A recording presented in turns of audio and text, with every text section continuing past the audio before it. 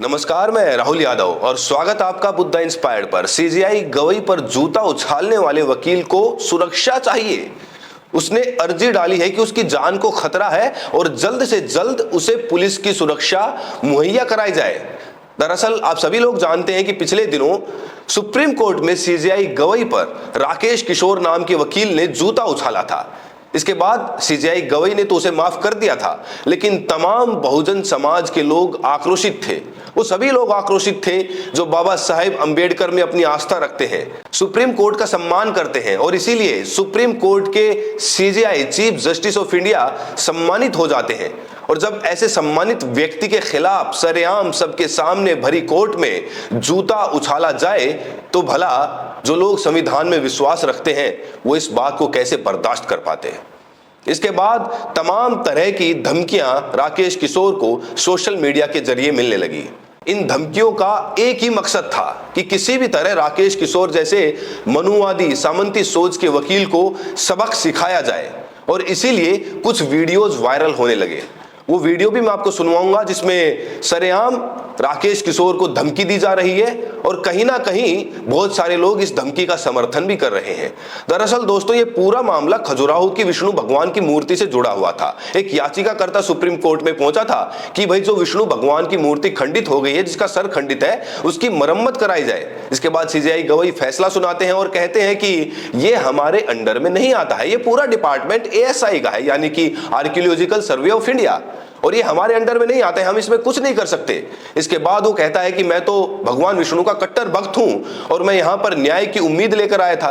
तो सीजेआई गवई प्रत्युत्तर में कहते हैं कि ठीक है, अपने भगवान से प्रार्थना करिए, शायद वही आपकी समस्या को दूर कर दे।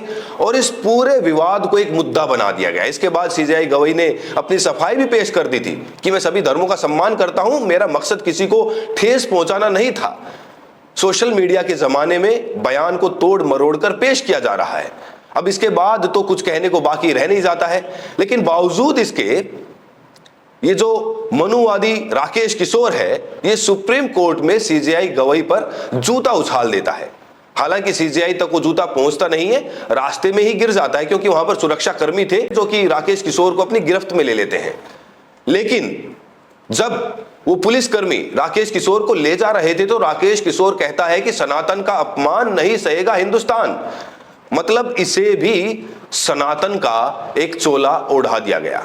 सीजेआई गवई ने तो माफी मांग ली थी, लेकिन बावजूद इसके इस वकील ने ऐसी हिमाकत की और इससे बहुजन समाज आक्रोशित हो उठा। एक वीडियो आपको दिखाना चाहता हूं। इस वीडियो में सुनिए कि किस तरह से लोग आक्रोश से भरे हुए हैं और इस वकील को सबक सिखाने के लिए उद्वेलित है।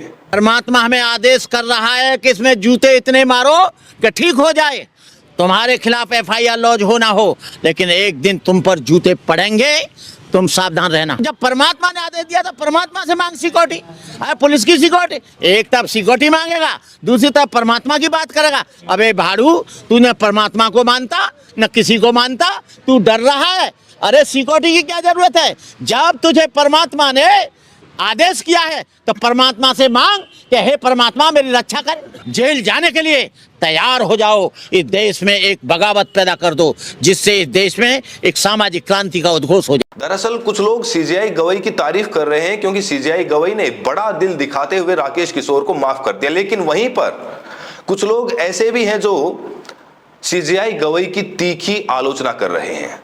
वो कह रहे हैं कि सीजेआई गवई को इसे सबक सिखाना चाहिए था। इन्हीं में से एक है बाबा साहेब अंबेडकर के पड़पोते राजरतन अंबेडकर। उनका बयान तेजी से सोशल मीडिया पर वायरल हो रहा है, जिसमें वो साफ साफ कह रहे हैं कि सीजेआई गवई से हमें कोई उम्मीद नहीं रखनी चाहिए। अरे जो इंसान खुद को ही न्याय नहीं दिलवा पा रहा, वो पूरे समाज को न्याय क्या दिलवाएगा? और एक दर्द उनकी आंखों में साफ साफ देखा जा सकता है। कहीं ना कहीं वो इस बात से आहत हैं कि जिस व्यक्ति को एक कड़ी सजा मिलनी चाहिए थी, एक नजीर पेश की जानी चाहिए थी, उसको माफ करके आपने बहुजन महापुरुषों, बहुजन मिशन पर एक गहरी चोट पहुंचाई है और उन मनुवादियों को एक हौसला दिया है, एक ताकत दी है ताकि वो फिर से ऐसी हरकतें भविष्य में दोहरा सकें। और इसके बाद राजरतन अंबेडकर जी जो बात कहते हैं, वो बात सच में बहुत हद तक सच भी है और इसके लिए उनकी तारीफ हो रही है। वो कह रहे हैं कि कहीं ना कहीं जो मनुवादी ढांचा है, जो सरकार है, वो बहुजन और ओबीसी समाज के लोगों को, दलितों को, पिछड़ों को, आदिवासियों को पोजीशन तो दे रही है लेकिन पावर नहीं दे रही है। भला वो पोजीशन किस काम की जिसमें पावर ही ना हो। ठीक है, आप ओबीसी बहुजन समाज के लोगों को सीजीआई बना देंगे, मुख्यमंत्री बना देंगे, राष्ट्रपति बना देंगे, लेकिन उनके हाथ में कोई भी फैसला लेने की ताकत नहीं रहेगी। सिर्फ एक पोजीशन, एक पद, एक कुर्सी उनको सौंप दी जाएगी जिसका वो आराम से अपनी जिंदगी में उपयोग कर सकें, लेकिन उस पद की ताकत उनसे छीन ली जाएगी। आप ये वीडियो सुनिए, उसके बाद मैं आपको और भी चीजें बताता हूं कि किस तरीके से बहुजन समाज जो है पोजीशन के पीछे भाग रहा है और कहीं ना कहीं पावर में पीछे छूट रहा है। ये वीडियो देखिए पहले। जस्टिस ऑफ इंडिया के ऊपर एक जूता फेंका जाता है, लेकिन फेंकने वाले को प्रसिद्धि मिल रही है, वो अभिमान व्यक्त कर रहा है उस चीज के ऊपर। तो सोचो, देश के लाखों करोड़ों लोग जिसे उम्मीद लगाकर बैठे हैं कि ये हमें न्याय देगा, जो आदमी खुद को न्याय नहीं दे सकता, वो मुझे लगता है हम लोगों को भी न्याय नहीं दे सकता। चीफ जस्टिस ऑफ इंडिया ये एक पोजीशन है, और ये ऐसी पोजीशन है जिसको पावर नहीं दिया गया है। तो मुझे लगता है हमारे लोगों को ये समझ जाना चाहिए कि ये सारी जो position, not only chief justice of India, member of parliament, president of India, ये सारे पोजीशन है। हमारे लोगों को पोजीशन दी जाती है लेकिन पावर नहीं दी जाती। बाबा साहब अंबेडकर जी के पास कोई पोजीशन नहीं थी लेकिन पावर थी। हमारे लोग सिर्फ पोजीशन के पीछे भाग रहे हैं और पावर हासिल नहीं कर रहे। मैं यही कहना चाहूंगा कि जो चीफ जस्टिस खुद को न्याय नहीं दे सकता, हमको उनसे उम्मीद अब। तो राजरत्न अंबेडकर जी पूरे बहुजन समाज से, ओबीसी समाज से दरख्वास्त कर रहे हैं कि हमें पोजीशन के पीछे नहीं भागना चाहिए, हमें पावर के पीछे जाना चाहिए। अगर पावर होगी तो ही बहुजनों का और ओबीसी वर्ग का विकास हो पाएगा, क्योंकि मनुवादी सरकार कभी नहीं चाहेगी कि दलितों को, ओबीसी को आरक्षण मिले। आपको याद होगा, मोहन यादव सरकार एमपी में है और वहां पर ओबीसी को 14% आरक्षण मिला हुआ है, लेकिन मोहन यादव सुप्रीम कोर्ट में पहुंचते हैं तो उनके खिलाफ पूरा मनु तंत्र उतर आता है, पूरा मनु मीडिया उनके खिलाफ हो जाता है, तरह तरह की बातें की जाती हैं, उन्हें सनातन विरोधी बताया जाता है, और यही बातें गवई साहब के बारे में होती हैं। अगर कोई वो ऐसा फैसला लेते हैं जो कि इनके पक्ष में नहीं होता है, मनुवादियों के अनुसार नहीं होता है, तो उन्हें गवार गवई बोला जाता है, सनातन विरोधी, हिंदू विरोधी गवई बोला जाता है, ना जाने क्या क्या बोला जाता है। उन्हें मारने की भी धमकी दी जाती है। आपको याद होगा, अनिरुद्ध आचार्य जैसा 2 कौड़ी का संत जिसको कुछ नहीं पता है, कोई ज्ञान नहीं है, वो सीजीआई गवई को, उस ऊंचे पद को बेइज्जत कर रहा है भरे मंच से, और उसके बाद भी उसके ऊपर कोई कार्रवाई नहीं होती है। दरअसल इस देश में एक नैरेटिव बना दिया गया है, आप कोई भी अपराध करें और उसे नाम दे दें कि मैं तो ये सब सनातन के लिए कर रहा हूं, मैं तो भगवान की मर्जी से कर रहा हूं, भगवान ने मुझे आज्ञा दी है इसीलिए मैं दोषी नहीं हूं।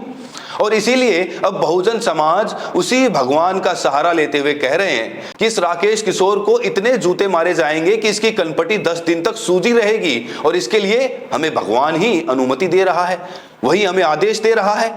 और इसीलिए उसी का हथियार उसी के ऊपर इस्तेमाल होने की बारी आई तो वो कांप उठा, सुरक्षा की मांग करने लगा। लेकिन जरा सोचिए दोस्तों, राष्ट्रपति हैं, तमाम मुख्यमंत्री हैं, सीजीआई हैं, इनको पोजीशन तो मिली हुई है, लेकिन ताकत कहां है। सीजीआई गवई से लोगों को बहुत उम्मीदें थी, क्योंकि दूसरे दलित चीफ जस्टिस थे, पहले बौद्ध सीजीआई थे, तो लोगों को लगा था कि तमाम मुद्दे सुलझेंगे, एक से एक मुद्दे अटके पड़े हुए थे। आपको याद होगा, महाबोधि महाविहार में मुक्ति आंदोलन चल रहा है, जहां पर बीटी एक्ट 1949 को निरस्त करने की बात चल रही है, लगातार अनशन चल रहे हैं, भूख हड़ताल चल रही है, लेकिन बावजूद इसके उसके ऊपर कोई भी फैसला सीजीआई गवई ने करके नहीं दिखाया। इसके बाद ग्वालियर हाईकोर्ट का मामला देख लीजिए, बाबा साहिब की प्रतिमा वहां पर लगनी थी। सुरेश कैद साहब ग्वालियर हाईकोर्ट के जस्टिस थे, चीफ जस्टिस थे, उस समय उन्होंने फैसला दे दिया था, एक कमेटी बनाई गई, बाकायदा पैसा इकट्ठा किया, बाबा साहिब की प्रतिमा तैयार करवा दी गई, और इसके बाद मनुवादी वकील अनिल मिश्रा अपनी गैंग के साथ वहां ग्राउंड पर उतर जाता है और लगातार उस प्रतिमा लगाने का विरोध करता है, तमाम तरह के बहाने लगाता है। और दूसरी तरफ जयपुर हाई कोर्ट में मनु की प्रतिमा लगी हुई है, इसके ऊपर किसी को कोई आपत्ति नहीं है।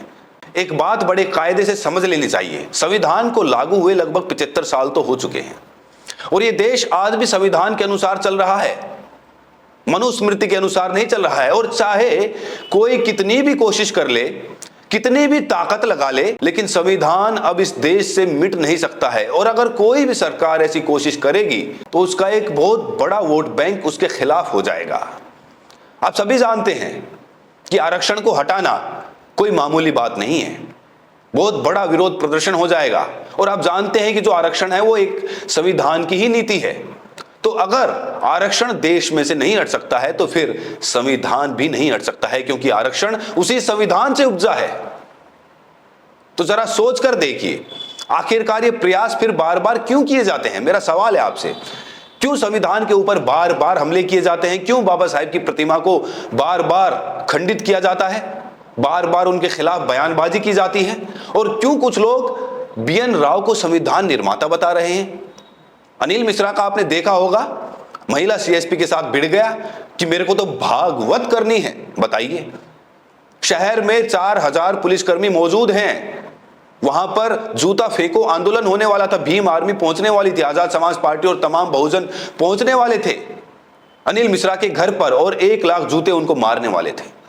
लेकिन इसके मद्देनजर उनकी सुरक्षा के लिए वहां पर पुलिस बल तैनात किया गया, 4000 पुलिस कर्मियों की मॉक ड्रिलिंग कराई गई और उसके बाद चप्पे चप्पे पर पुलिस तैनात कर दी गई। इसके बाद वो जूता फेंको आंदोलन तो रद्द कर दिया गया। लेकिन जरा सोचिए, भीम आर्मी तो वहां नहीं पहुंची, लेकिन कौन पहुंचा? अनिल मिश्रा, मनुवादी वकील, अपनी गैंग के साथ, और इस महिला CSP के साथ बदसलूकी कर रहा है वहां, सनातन का नारा लगाकर, जय श्री राम का नारा लगाकर।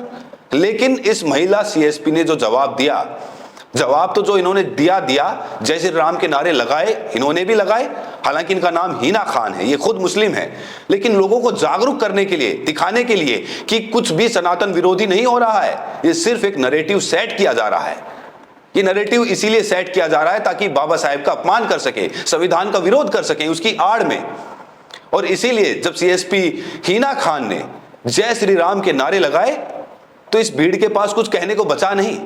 मतलब आपको जब पूरे शहर में नाकाबंदी हो रखी है, उसी वक्त भागवत करनी है, और इनके खिलाफ प्रशासन कोई कार्रवाई नहीं कर रहा। MP में मोहन यादव की सरकार है, फिर भी उसके ऊपर कोई कार्रवाई नहीं हो रही है। आप जानते हैं, जहां भी डबल इंजन की सरकार है, ऐसे लोगों के खिलाफ कोई कार्रवाई नहीं होगी, चाहे वो राकेश किशोर हो, चाहे वो अनिल मिश्रा हो, चाहे वो अनिरुद्ध आचार्य हो, और तमाम ऐसे लोग जो लगातार बाबा साहिब और बहुजन दलित अल्पसंख्यक लोगों का मजाक बनाते हैं, उनका अपमान करते हैं।